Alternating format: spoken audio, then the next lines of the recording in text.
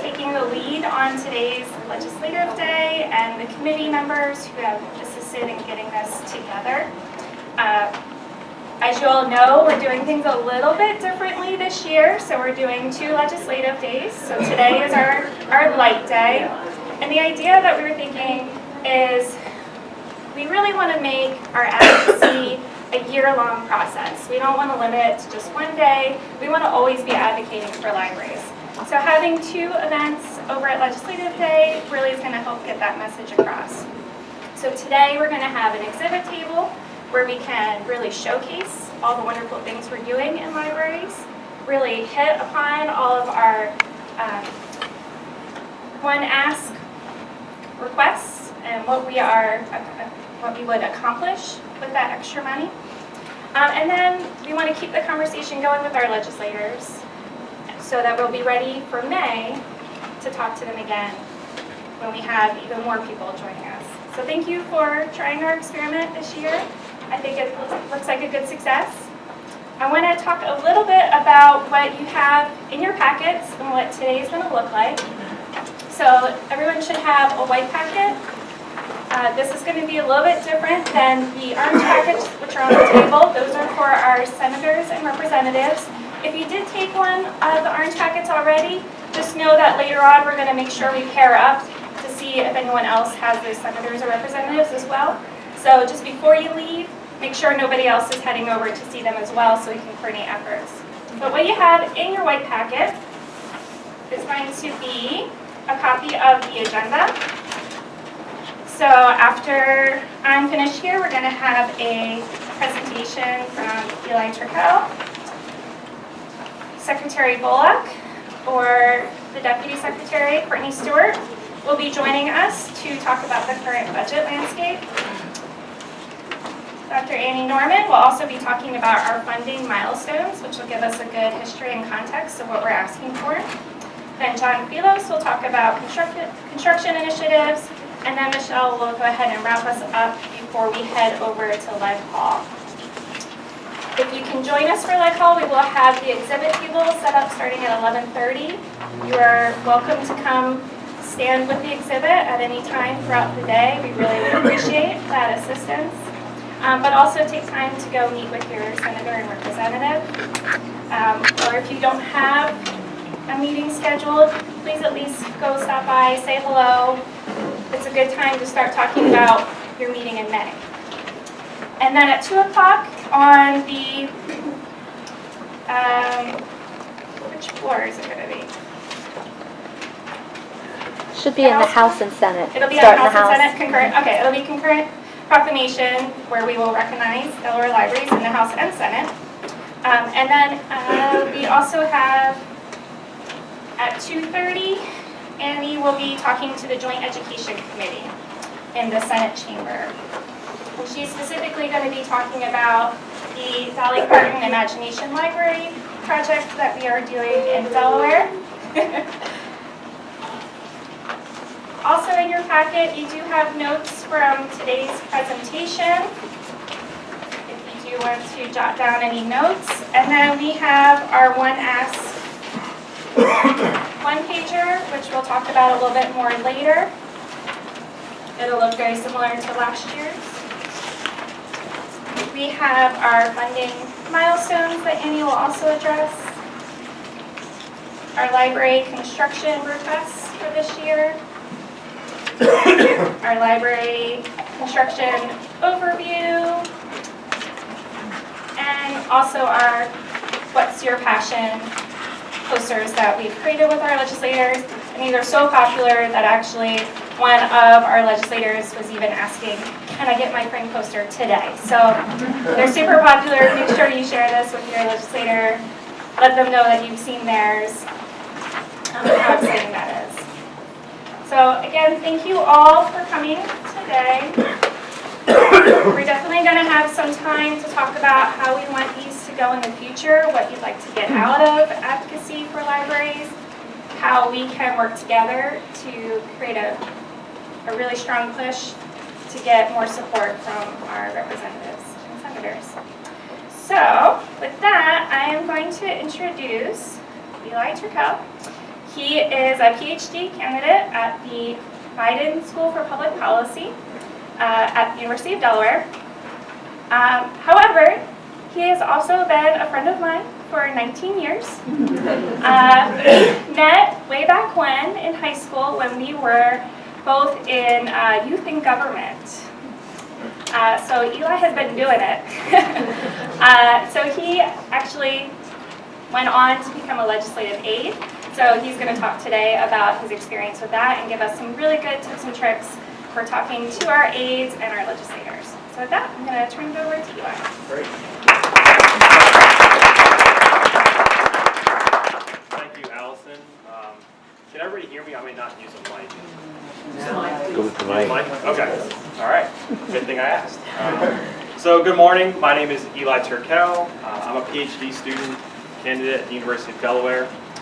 And like Allison said, I was legislative assistant at the Delaware State Legislature for a number of years. I'm very excited to speak with you all this morning, in part because I'm excited to learn more about what the library system in the state of Delaware does.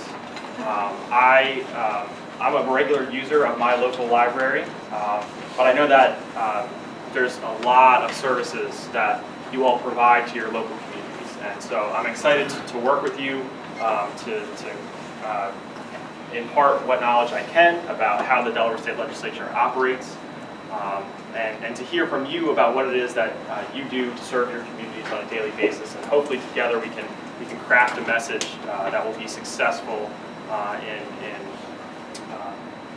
in communicating with the folks who work day in, day out at the Delaware State Legislature. So first things first, how many people do we have here from Newcastle County?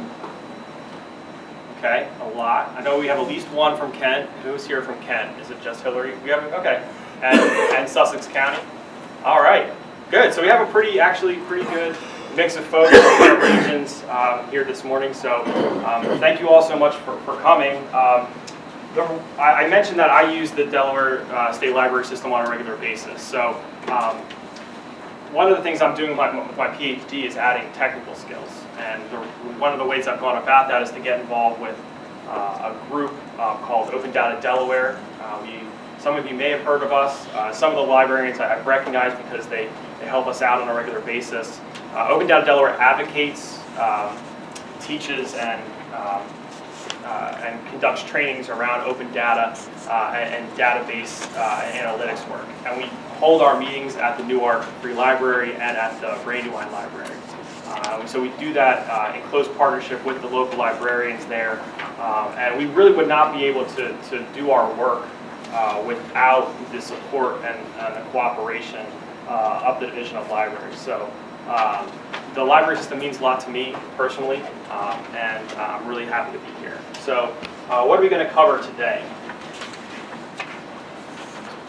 All right, so I'm going to talk a little bit about Legislative Hall and how it's structured, and kind of go over some things I think you should know about the way people are hired and what they do on a daily basis that might give you some insight about how to build relationships with folks in the building.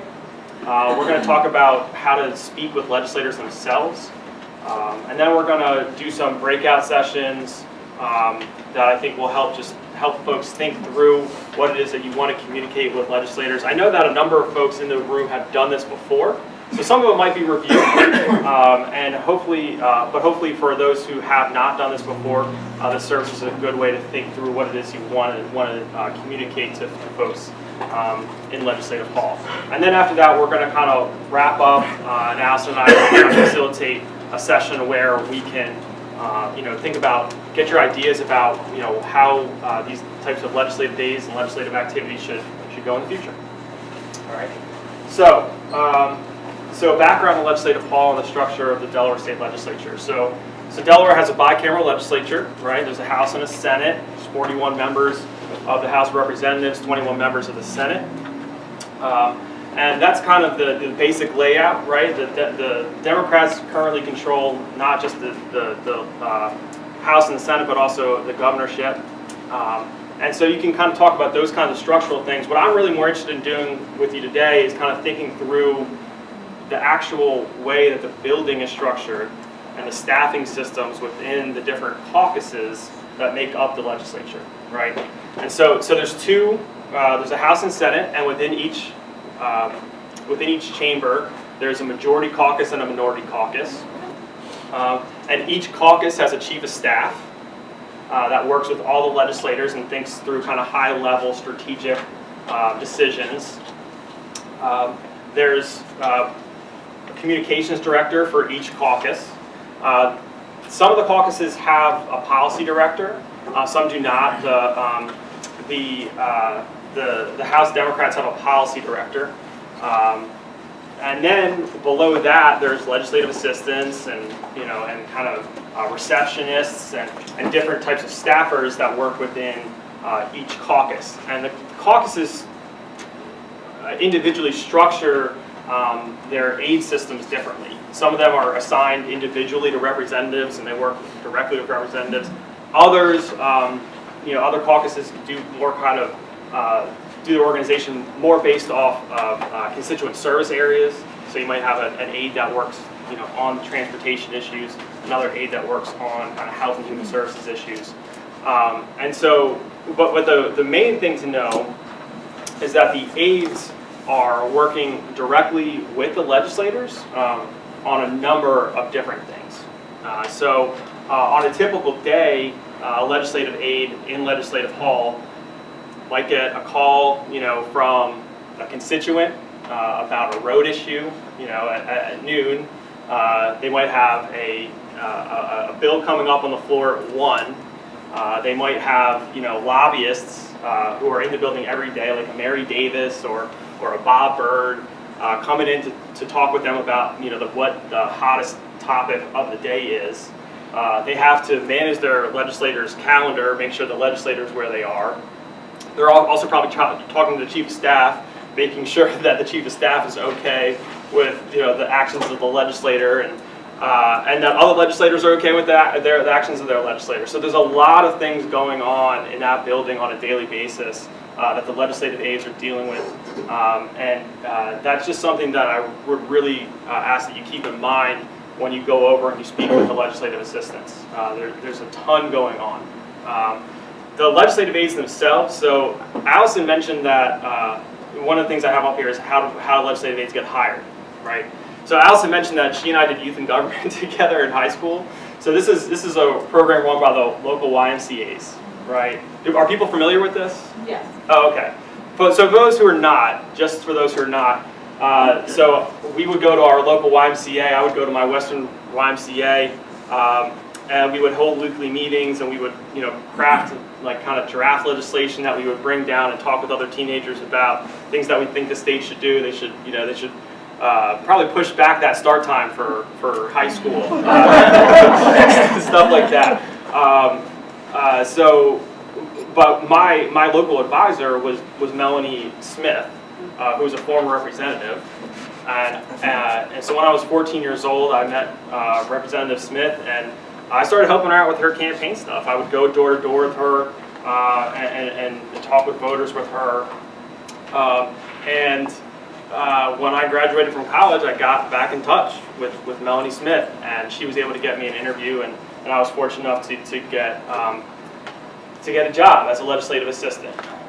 So the point is that that those types of things are going on in this building constantly. It's Delaware. There's connections all over the place. I would ask that you keep those things in mind as well.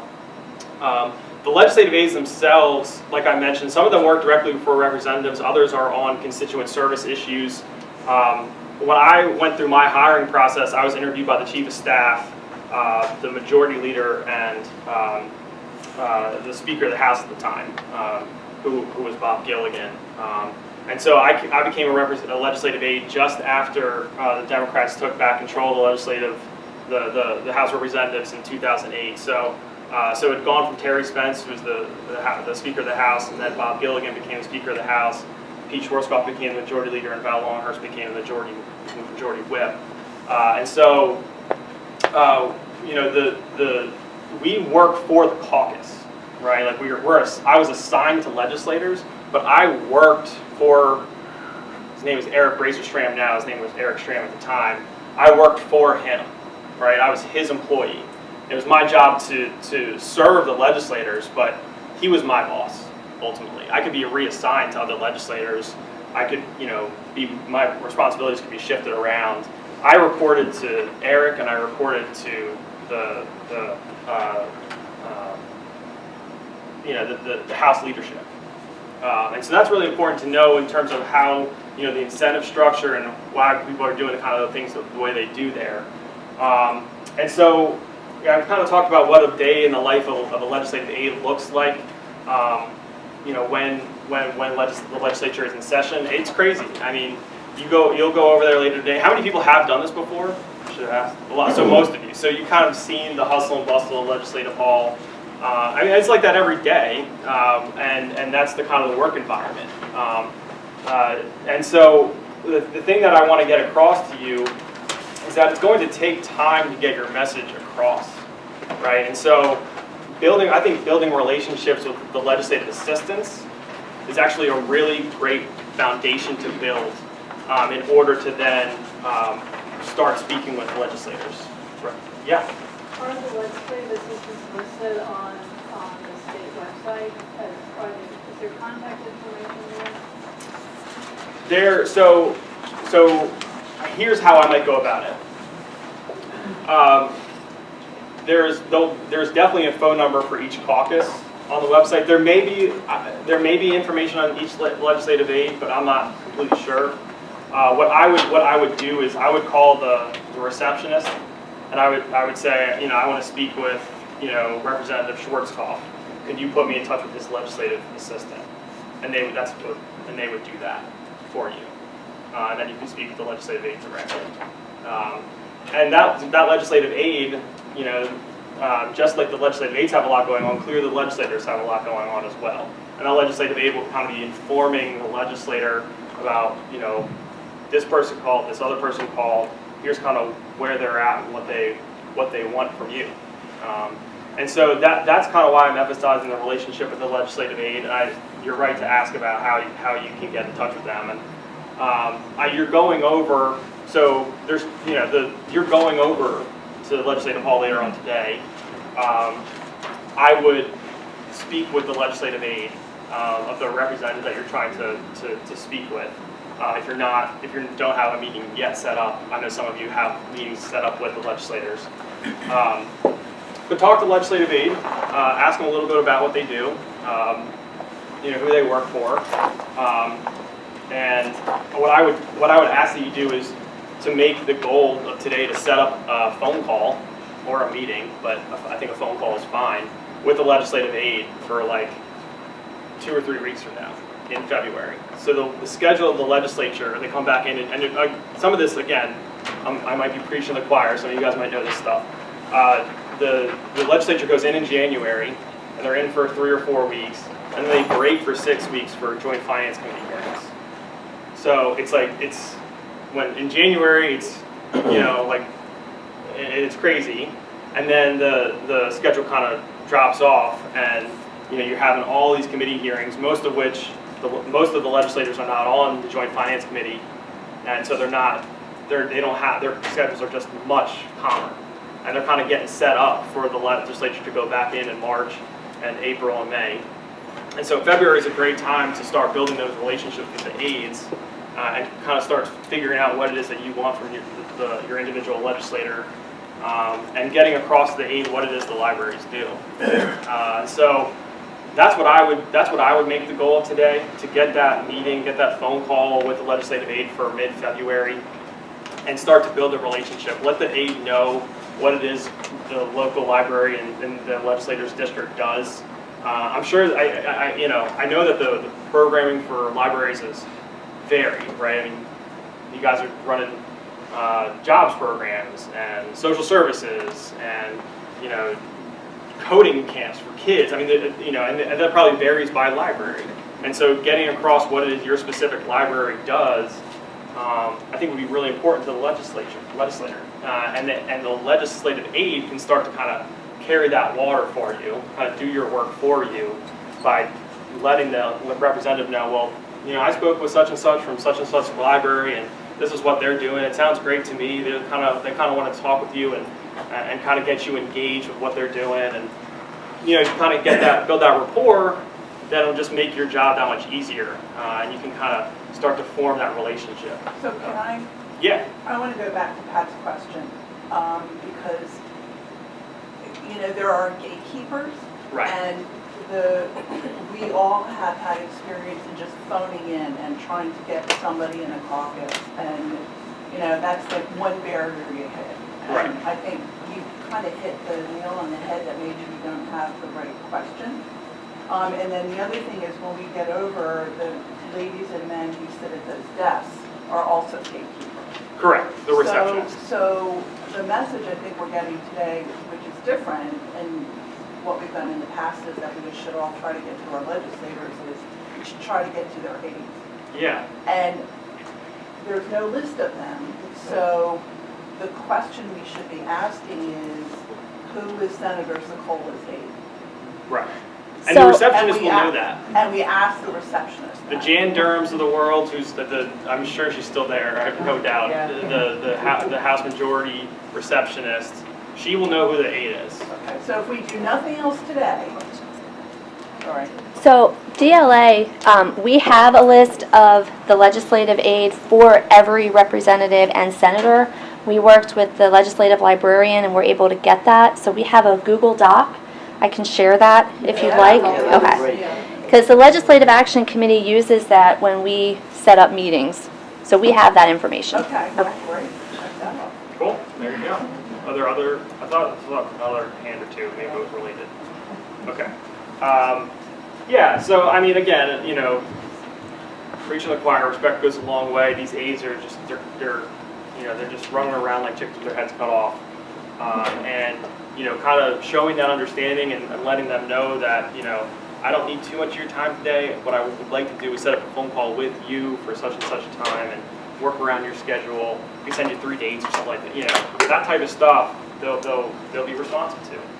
We talked about the schedule and that kind of stuff. So, all right, so now we're switching gears. Now, so we've set up a meeting with the legislative aide. We've kind of let them know what we're doing, and we've kind of asked for that meeting with the legislator. After that meeting, hopefully we've set something up. So now we want to speak with the legislators directly. And so when I was like working in politics and campaigns, what we would call this is the story of self.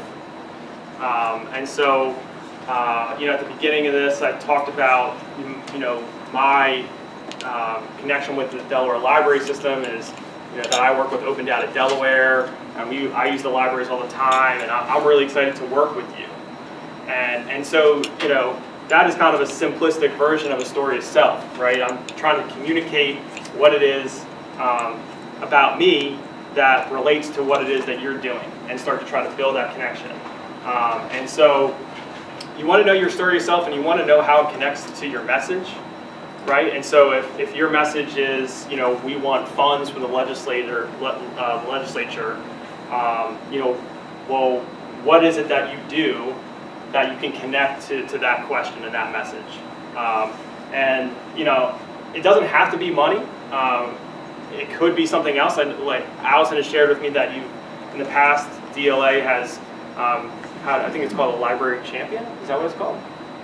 And so I think that's a really great, I love that kind of branding, a library champion, and if maybe that's something that you want your local legislator to be. Maybe they want them to come into the local library and do some social media stuff, that they're a library champion, and kind of maybe even meet with the local librarians, the folks who are using the library on a regular basis, and start to really kind of create that message. And so, again, you all know much more than I do about what libraries do. I've reviewed kind of the information about the asks for the bond bill, and the kind of the bottom line message that you want $1 per resident of the state of Delaware. And so I think that what you all need to do moving forward, and what we can kind of start to do today, is, well, how do your individual stories and the services that the local libraries provide how do they kind of back up that ask, and how does that craft a story and a message that will make the legislators want to fulfill that request. And so what's important to legislators? Well, legislators want to get reelected so they can keep serving their communities, right? And nothing wrong with that.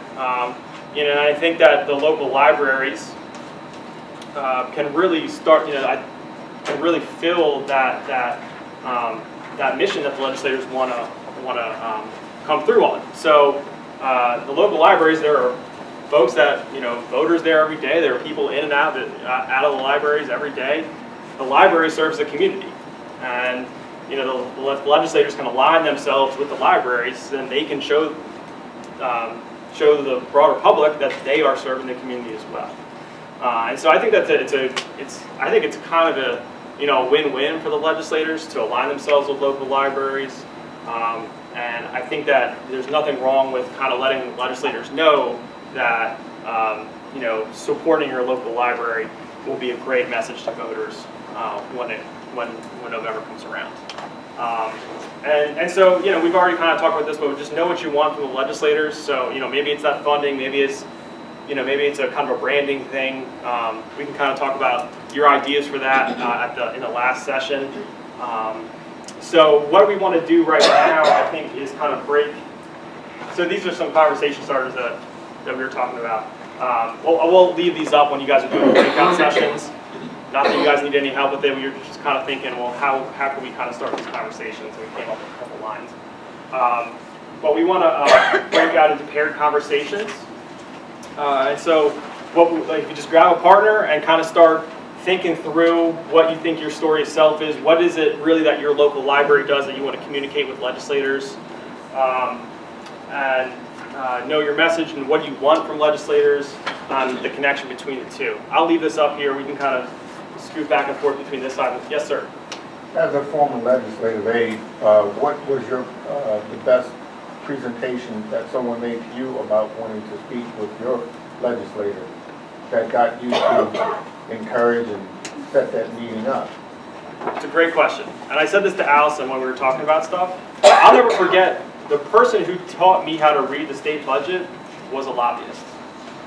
Debbie Hamilton took me out to breakfast one morning. She wanted something from Mike Barbieri, who was the chair of the Health and Human Services Committee. And she, you know, we're looking over the budget, and she said, "Do you know how to read this?" No. You know, so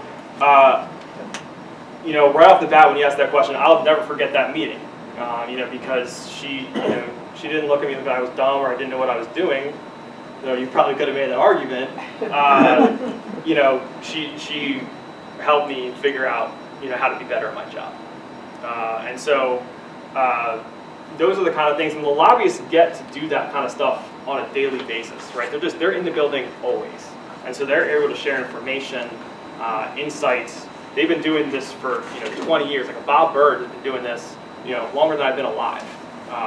So they just have insight and knowledge about how this process works that gives them a lot of influence. And so what I would say is just share the knowledge that you have about your local library and the things that are going on in your community, the details of it, because they probably don't know that. There's a lot of stuff that goes on in the library on a daily basis, and that's what I would kind of suggest. So you're kind of in a unique position to share with us what value you see in, because you do use our libraries. Yeah. So, and I don't mean to put you on the spot, but I'm thinking that the value that you might be able to articulate in how you use our services, that there's meeting room space, there's wireless access, there's collections, so just kind of get us thinking, because we're in our library land mode, right? And you're outside of that. So how would you articulate the value of what your organization has done? I mean, the local librarians. I mean, like there are folks here who help Open Data Delaware all the time, and so the relationships with the local librarians is fantastic. Like, I come to the local library after a long day. I got another meeting to do. I got to get I got to get out the extension cords, and I got to get the markers, and I got to get such and such set So up. it's support. Support. It's basically you're getting, I'm getting a lot of support from librarians. There are some, I've had librarians, come up to me, come into the Newark Free Library, and they'll say, oh, we just got books in on this new computer language, R, and maybe they'd be helpful. Here they are, they're over here. And we may or may not use them, frankly, but to know that someone is looking out for my group and cares that I'm coming in the building means a lot. It means a lot. Yeah. I have just more a question, maybe more for Diana and Annie. What do they already know? I mean, what are you guys giving, what at the state level, what do you already send to them? Or at the county level, what are you sending to the state that they already know? I don't want to beat the dead horse, you know what I mean? well, legislators? Yes, what do they already get from you all as a report? Do Well- they get usage reports and all that other kind of stuff? No, what they get is what they're given basically in these packets, the 2 or 3 times that, let me finish. I'm This- chewing my gum, sorry. That's okay. This is what they get, but I think that what we need to really contemplate is we've been giving them some version of the same information for, the last 20 years or something. And we're very successful with capital projects because they have a story to tell. Where we haven't been successful, and just so you know who we're talking to people from our newest Newcastle County Library in Middletown, is we've not been able to connect the dots between giving us capital money for a project and giving us an increase in operating funds to do things in those new projects. We've just not been able to make that case. And so I think, the data we have out there hasn't changed. The information out there hasn't changed. It's just we're really struggling with making that case of how the activities that go on in the library need additional support. And, support is an important word. That's why you could really help us if you think more about that question, because that's been our biggest challenge is articulating value. Yeah. And I'll just say one other thing. By the way, I think you know my husband and my son.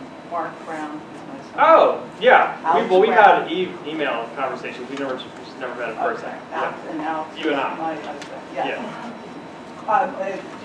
My family's taken great advantage of. But the other thing we're facing is we're very, very organized. We have our schedules organized. We have it together. But again, other barriers headlined in today's paper. State legislature asked whatever 50 million or something for clean water, which I'm a proponent of clean water.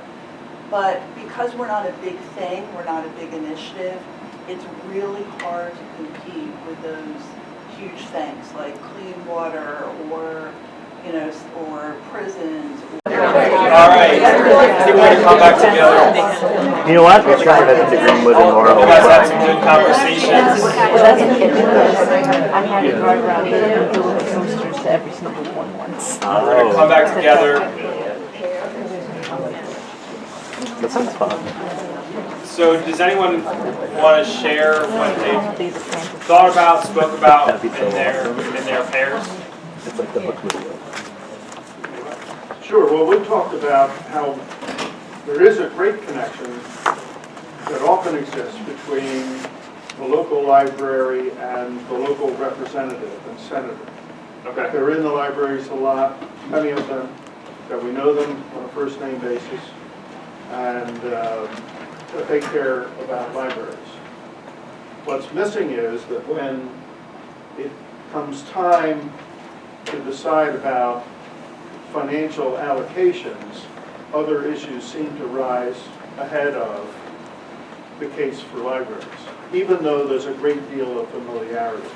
And so it seems like maybe the answer probably does not lie in forming relationships with legislators. It's something else. It's maybe characterizing the relationship differently so that they not only care, but also better understand the financial need. Because that piece seems not to click through. Did I characterize that all right? I know there's a gentleman that came up when we were speaking. Do you want to, sir, do you want to share your thoughts? I had spoken of the need and for all of us to recognize that we talked about big issues that people may be more focused on, or legislators may be more focused on, but there's no, I would think, more center place that we have other than libraries where these big issues get discussed, get investigated, get researched, etc. So everything leads back to the library, and it's about connecting all of that to show you can't escape or have people separate the big issues from libraries. They're all connected. All right, thank you. We'll go here and then we'll go back here. So in our group, we discussed how we think it's important as we're sort of making these relationships. They are, you know, a lot of times we do know our representatives, you know, by first name, and we do have these relationships with them. And I think sometimes that gives us an advantage if we know what they're really passionate about and what their pet causes is. For instance, one of our representatives is an ex-state policeman and is very interested in prison reform. And when we spoke to him, we provided statistics that correlated reaching reading milestones with for prisoners. So if children are successful in reading, they are less likely to go to prison. And so sort of libraries can help mitigate that prison pipeline. And I think sort of finding those connections with what your legislators are really passionate about and how libraries fit in with that makes a more resounding message for them. I would say that we very good connections by being information clearinghouse for information about subjects that legislators are passionate about. So that even putting them out in the public display so people can take information about those causes that they support is useful, that we are information clearinghouse. I asked this lady back here, and then we'll go come to you next. Yeah, part of what we talked about also relates to Leg Day, in that we feel that there needs to be more of an effort on a regular basis, kind of the squeaky wheel gets the oil. Right. And through that, we were saying to maybe talk with find out about the aides and talk to them and let them get to know us, but also ask the question, as the conversation was earlier, how can we support you? What kind of information can we get for you that would help you? And then also, the same question, but about the legislator. How can we support them? Like, two of us are from Bethany, Rehoboth area, and the big issue is going to be, a big issue is going to be the windmills out in the ocean. So, you know, would your legislator like for there to be a community meeting that they can talk about or talk to the residents about and find out their positions? We could hold that at the library. And just constantly be bringing in how the library can help them, and it also gets the legislator in the library, and in some cases may actually get the aide in the library. Yeah. And to just continue doing that. We, the other thing we thought is, you know, a question after the, how can we support you? Now it's the end of January, first part of February. What are going to be the top issues for your legislator or for your caucus or whatever that we could help gather information for, that we could help fill in, you know, kind of fill in the blank. I don't know what those answers are. That's why the questions need to be asked. And whatever we can do to get the legislator into the library and not just come once a year for a tour or go to his office once a year for Leg Day, but it being an ongoing, continuous relationship. I brought up and we talked about how we have to first and foremost spotlight, highlight, and somehow promote ourselves through our successes and making certain that the legislators and others out there who are holding the little purse strings are aware of what our successes are. Because you can have 7 projects or items that you're doing as a library, and 5 of them are not so successful, and 2 are. So why spend all of your energy trying to build up those unsuccessful items? Promote yourself, get it in front of the legislative aides, the legislators, the public in general, of what your successes are, what the programs that you have in your library that are successful. That goes as far as letting media sources, no matter what they are, yeah, they may not run you every time, but somewhere along the line, it might fall upon someone who says, oh, this is interesting, this is a nice little piece, and they'll put it out there. As well, pair and share. You have it right up there. Think, pair, and share. Libraries that are in the same area, vicinity, under a legislator, should be pairing and sharing, instead of everybody standing like an island unto themselves trying to gain attention. Gather up and become a group. You know, there is what is it, power or strength in numbers. Right. So instead of thinking individually, think more as pairing and sharing what you're doing, successes that you're doing, and then relate that, tie that totally into, for legislators in particular, totally into the fact that you are serving, or this was a successful program that was given or done for your constituents, for residents of Delaware. And not just in your area to share it statewide through the whole DLA, through the whole library system. And it could become ideas for a Rehoboth from up in Claymont, or, you know. Can I Yes. give a plug? So DLA does have our bulletins, our newsletter that we distribute. So those are awesome opportunities to share what's happening in libraries. So that way we can communicate that. Yeah. Yeah, I just wanted to say also, the state friends, you'll be receiving a survey from us. And part of that survey, and I hope the directors and the friends groups will send back the survey, please. It's very short, nine questions, 1 page. And it's asking you how we can help you. And we can help you by sharing just what you're talking about. Sharing the successes. If we get the information, we can then funnel it out to all the libraries. So please, when you do get the survey, please fill it in and return it to us. Thank you. I have one more thing about getting in front of folks, or getting the information out there about the libraries and what we're doing, is a phone call is great, but you never know what a person is doing when you're on the phone with them. Right. And they could be like me when I used to work. I would put people on the speaker, and I'm walking all over everywhere. I'm talking to you, I hear you, I know you're saying something. But if we would look at technology in terms of Skyping or something, that puts a face to a name. Yeah. And if you utilize your phone time with Skyping to a legislative aide, they begin to build a different type of and stronger relationship with you than when you're always just calling and talking to them. Yeah. Because I know you can't always be in front of them and stopping in the office or whatever. No, I think you're right. And so it might be better to do a Skype or a face-to-face meeting. And it seems to me like that.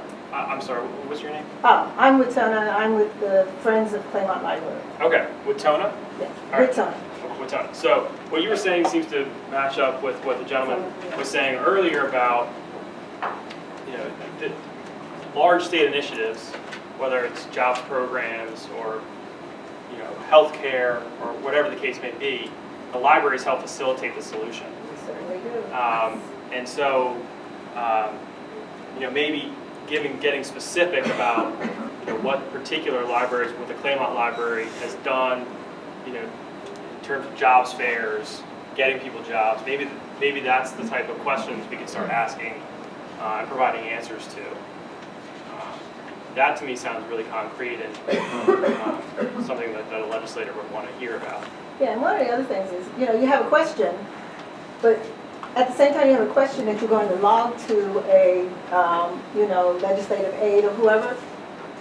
Come up with, on your own, before you ask the question, solutions or answers, possible answers to those questions, and then think it through to how you can even sort of manipulate, I'm just going to use the term manipulate, that conversation to come out with to have a better outcome for you.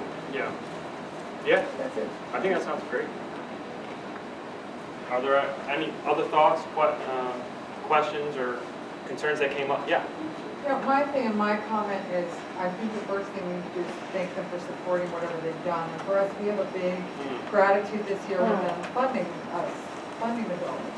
So that's going to be our lead-in into what we say to them, is thank them for supporting our community and what they've done in the past by bringing this forward. Because while they do have the water issues, they did fund our building. So we are getting a building because of them taking a stand and saying that it was important. And I feel like that's our lead-in as, you know, for where our community is coming with them. They did fund it. And many of them came and supported our fundraiser. So that's something we want to make sure and thank them for what they did. And they helping us. We had a booth at the Peach Festival. They run us stuff there. You know, Jim has good contacts with all the politicians. And they all helped us. You know, so it was very nice that way. And we wanted to make sure and thank them. Yeah, I think it's a great point. I mean, that goes back to what I was alluding to, which is that, you know, this is my first time speaking with all of you, and I don't know the past relationships that you have with specific legislators. And you know, those of you who have good relationships with legislators, legislative assistants, or whatever the case may be, I think it is really important to thank them for their past support and recognize that these, you know, you're not starting the relationship today, but these are ongoing relationships that have gone on, you know, in some cases for several years, and there's been lots of interactions. So I think that's a very good point. Yeah.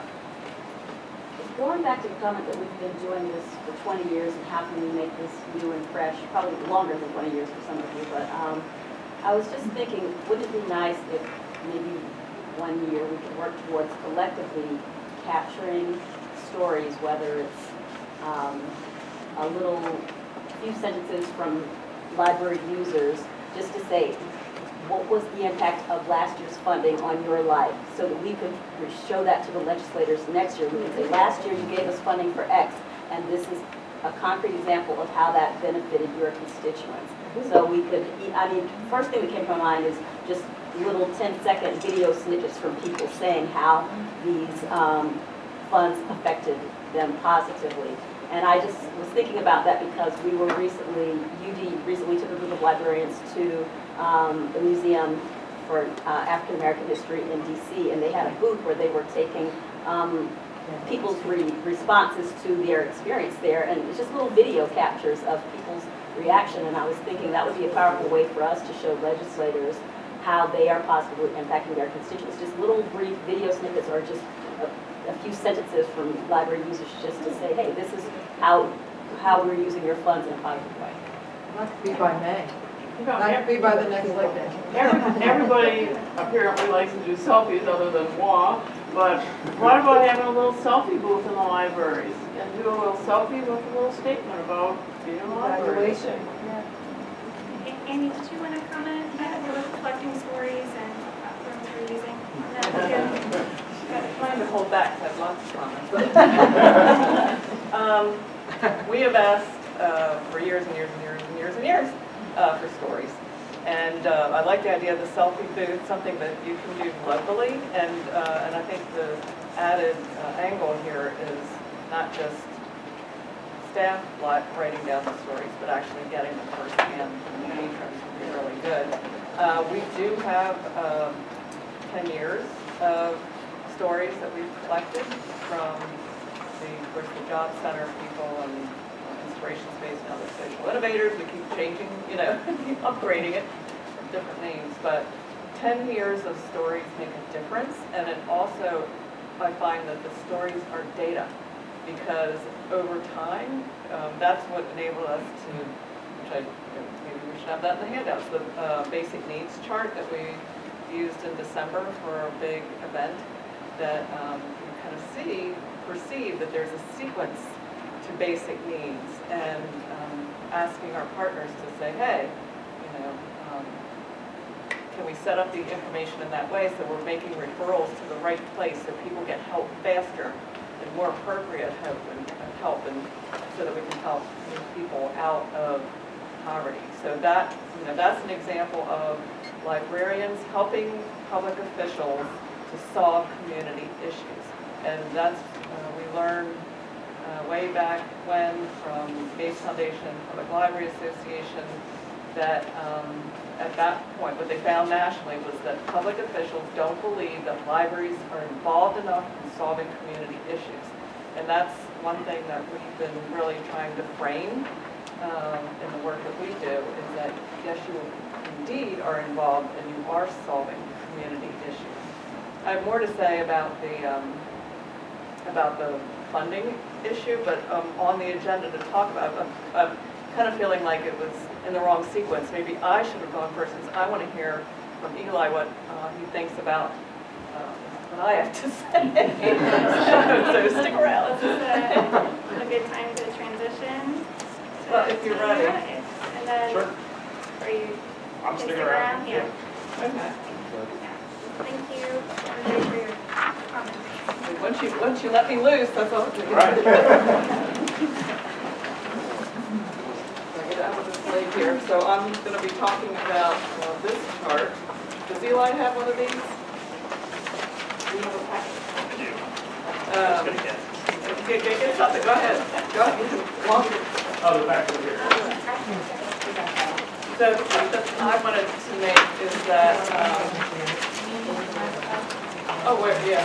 I love microphones. You just don't want me bursting into song.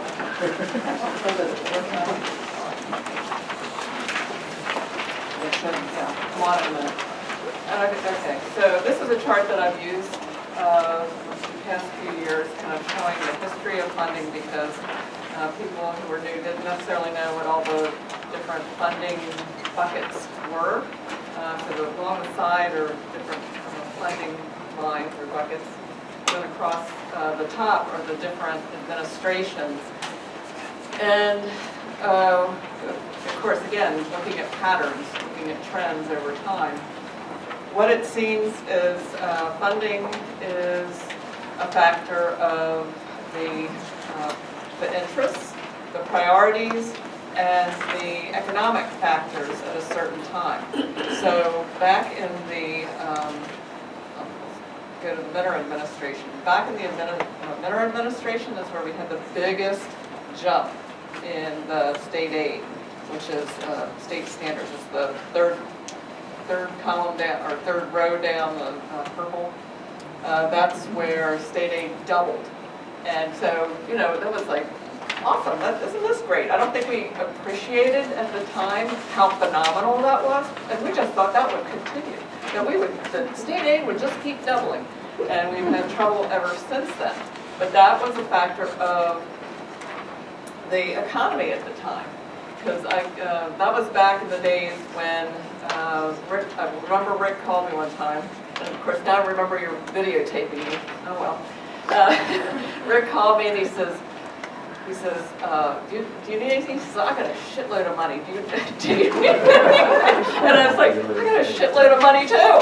And he told me to watch my language. But we had a lot of money to work with then, and we didn't appreciate it. And then the next administration, well, of course, when Jeff came in, they, and Rick as well, they were very interested in library technologies. That's when, of course, even in the Minter administration, we were working with the Gates Foundation. They were emphasizing technology, and the Department of State stepped in, and they set up that PC replacement program. And at one point, all of the PCs in public libraries were replaced at one time between the Gates Foundation and the Department of State. And then they retained that with a 3-year cycle. And then during the recession, Jeff brokered the deal for Newcastle County with Chris Coons, the county executive at the time, to join the Delaware Library Catalog. And to do that, he agreed that the state, it made sense for the state to fund the library technology infrastructure. And so that's when that was picked up statewide. And of course, they all tend to, well, Minter didn't support construction as much until she received that library journal politician of the year. And because it was like $1 million for construction the year before, and then the next year was like 10 to 13 million or something. And Rick said that was a $10 million award. So, so we got her on board with the construction that way. Under Markel, the construction, the square footage doubled, so that was pretty good. But see, here's the difference. Construction and the buildings, that's a badge of honor for legislators, for the community, and it's one-time funding. So even the water 50 million that we're talking about in the paper today, I believe that is one-time money for they're setting up an account, or like a foundation, or whatever an investment. So a one-time investment to support water infrastructure, I think. I didn't read it that carefully because it's not libraries, but so it's a lot easier to fund one-time things. The difficulty we have with state aid is we want them to raise the bottom line, and that's really difficult. And I do want to assure you that I bug Jeff about state aid every chance I get. I remind him every chance I get. Oh, hi, there's Courtney. You can probably attest to that. Yes, it's true. That you want cash. You need more money to upgrade it. And what he says is, I know that's really hard. That's hard to do. Is his answer. So he knows that you want state aid. It's just really hard. And then the current is and I'm going to let you talk about what's going on now. So, all right. Well, let me ask you some questions, if that's okay. So, typically, the state says to departments, well, you can request a 1% increase or a 2% increase or whatever. So we did get the 1%. Last year, Jeff asked all of that for libraries. Yes. Are you doing that again? No, we had other divisions that we also have to support, but we did put in a request for the Imagination Library pilot for the 5 districts. Okay, so that was, okay, so the request this year is for the Imagination Library pilot. Okay, and so back to this chart again. So in this column, not the 2021 request, but what we're crediting Kearney with so far, we need to add a couple additional notes. Kearney is also to be credited in the orange column, orange row. He established the Delaware Library Consortium in the Delaware Code. Also, I thought was interesting was all the way down the bottom, the purple, that DHSS received $100,000 through the tobacco fund for their databases, which is really good. They did that on their own. And also in that column should be the, well, actually I guess it's in this year's column, the Dolly Parton Imagination Library pilot. Jeff is actually starting that out of existing funds right now, and then hoping that the line will be funded July 1. And ideally, 100% so we can do it statewide. The request is for the pilot. Yes. So just back to how the state budgeting works. I'm assuming that it starts out kind of being zero-based in that whatever you got last year, you get this year. And you don't have cost of living built in, correct?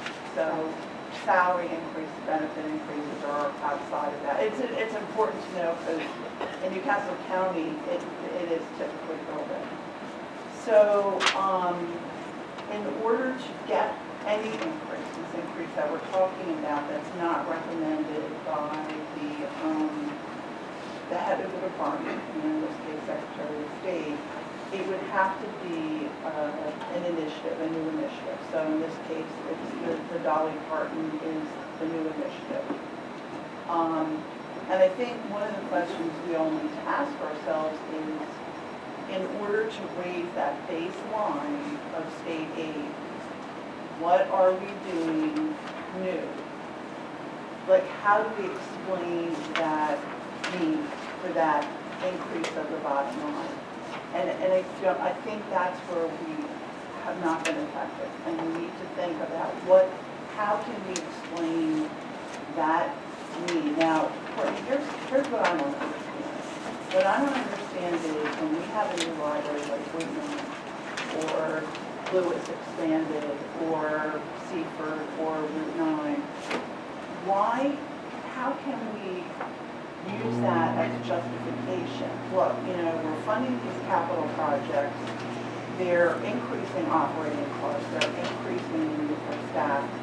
Why is that not translating into increased operating costs effectively, or the understanding that they're negative? So if we go back in time. Here, come on up. Say hi, not on the microphone. So if we go back in time several years, we did put in a budget request for when Route 9 came online, the state standards line. And it was also a year that, and I cannot remember what year this was, so I do apologize, that we had to do cuts in our general fund lines across the board throughout the department. So if you can imagine, we added it, but then we also had to get taken back. Right. So when there's new libraries that do come online, we do as a department put that request in, because I usually work with Annie and her team to get a cost estimate of how that would impact So why standards. can't we say, okay, we understand that there was a financial crisis and we all took a hit and we were okay with doing that, but we're not there anymore, we're in a different place. So why can't we not say, we held off, we waited, but we have to go back to that point. And it's more of a strategy that I think we really need to come up with a strategy so that when times are bad, we understand, but when times are good, we can say, this has been in the queue for however long it's been in the queue. So that's one thing I think we need to talk about. But the other piece of that is we understand the department itself has constraints. But we also understand that JFC has flexibility, right? And I thought when we got that $200,000 increase or whatever it was $50,000 a year or $100,000, it was 4 years that we got that commitment. I don't remember what administration it was in. But that was not in the Department of State budget. Wasn't that a commitment from JFC?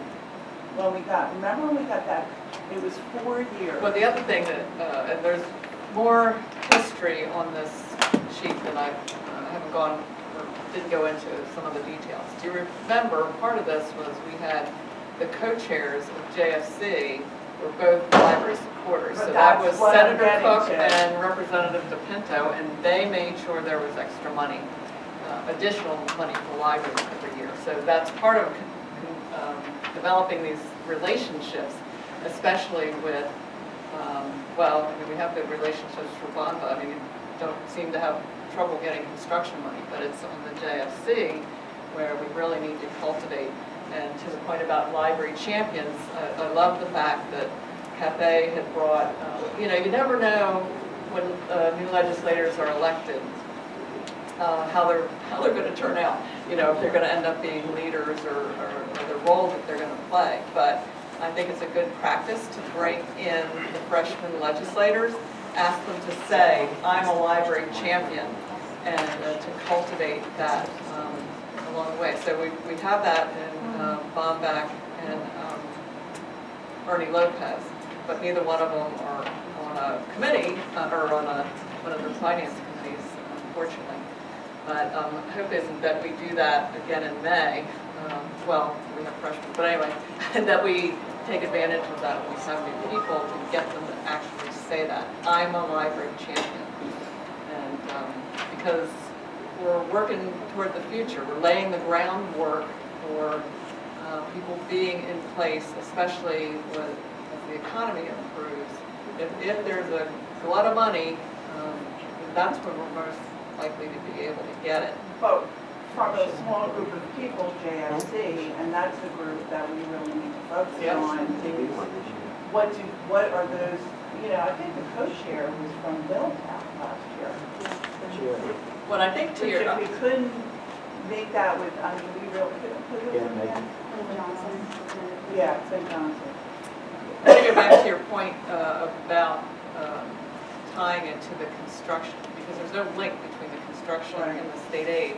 But I think that could be, maybe we should try that strategy, is actually put down there, okay, these are the X number of libraries that are opening this year, and this is the additional cost for that, and try to get the state aid that way. I think that's very simple, very Yeah. understandable. What the heck, might as well try it. Yeah, okay. Two different comments, what you were just saying about the state aid for new libraries opening. Part of the problem is I was involved with Seaford, we opened in 2009.